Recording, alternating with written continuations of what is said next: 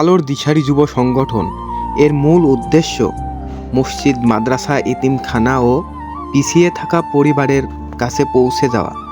তারই ধারাবাহিকতায় আজ আমাদের নিকট দুটি ধর্মীয় প্রতিষ্ঠান থেকে রিকোয়েস্ট আসে, তাদের কিছু খাদ্যখানা ও আর্থিক সহযোগিতা প্রয়োজন।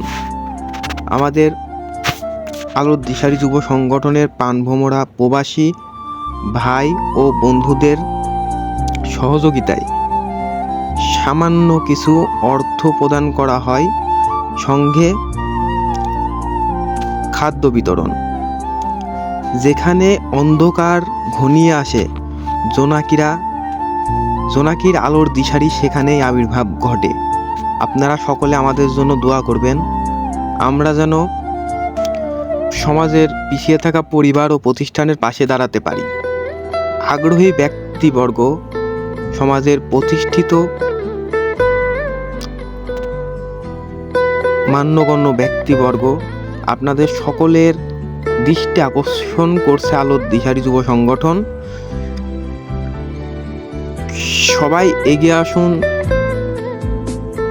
মানবিক কাজে, সমাজটাকে নতুন করে গড়ে তুলতে।